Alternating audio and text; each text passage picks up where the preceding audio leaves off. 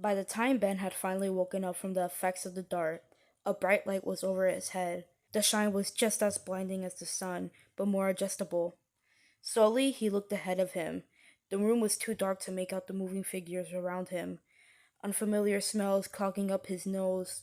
Most of them were horrid, and when he tried to lift his head in disgust, he found it impossible to do so. Now panic rushed through him suddenly, feeling the tight pain around his throat and above his paws. The steel table was starting to feel like it was merging into him as he tried to move his body and legs desperately, but the restraints held him down. His eyes moved frantically, his mouth trying to open itself to give his lungs proper air, but a black band kept him that relief. This isn't okay. No, this wasn't okay. He tried to raise his head again, but felt a new pressure holding him down. It was a gloved hand.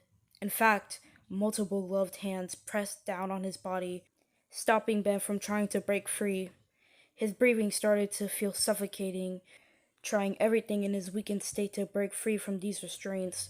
These uninvited hands moved around his body to stop him from shaking the whole table. He couldn't breathe. The light was unbearable now. His entire world was becoming too fast-paced for him to catch up. The fear consuming him whole as a new pair of hands placed themselves on his neck, pushing fur back until it saw what it needed. One hand holding the fur in place while the other grabbed a syringe filled with an unknown liquid and ingesting it into an exposed vein. Once all of it was gone, the hands finally let go of Ben, his body suddenly feeling weak again as his eyes felt heavy. The adrenaline finally took him out, and his world was black again. Alright, let's have a mini break. How are you feeling? Having fun? Yes, no, maybe so.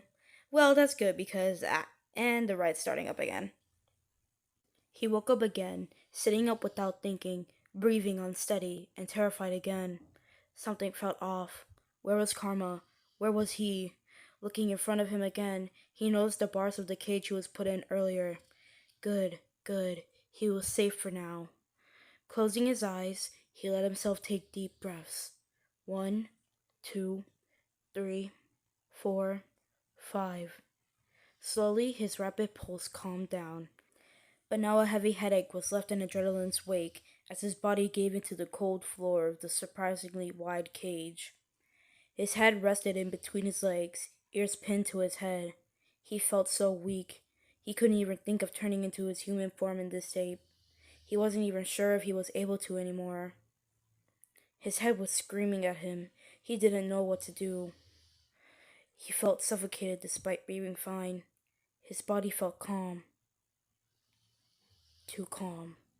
That's when it started. The sudden pain in his back and the drastic coughing started without warning.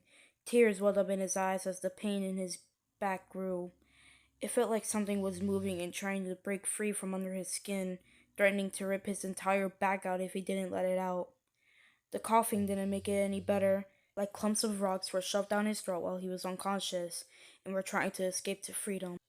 By the time it stopped, Ben had coughed up clumps of. Even I couldn't be able to describe it. They looked like rocks, but they were just off. Tears had rolled down his face, a newfound pain in his back and the headaches. Oh, it just got worse. He was too out of it to realize the small mounds of rocks around his paws, having risen and formed cracks in the floor. He passed out again after that, eyes slightly open due to exhaustion and jaw slightly ajar.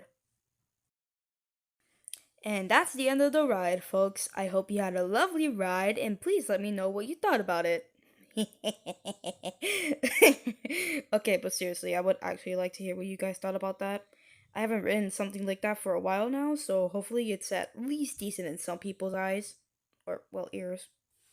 But I fear this script is becoming a little too long, which is actually pretty fucking true. So I might have to make a second video about Ben. Listen, if I continue ranting, this video might be an hour long and I don't have that many drawings for that sort of thing. So trust me when I say that I'll definitely make a second video for Ben. If you guys can get to us to 100 likes, that is. And if any of you guys are like genuinely interested in what happens next to him, because trust me, it's a lot. Ooh. I think I'll make more OC videos like this in the future. I'll definitely give Karma one. But it might be a while because I don't know how to draw furries for shit. Or humans, which I have been made clear in the past few videos. And in this one. But if you're generally interested in that, you can subscribe to look forward to it. Or don't. I don't care. It's all up to you, Pooks. But yeah, that's my OC Ben Lore Explained Part 1. Get this. Can't reenact anymore. Get this video to 100 likes and I'll make a second part. Until then, I'll see y'all around. Bye. Subscribe.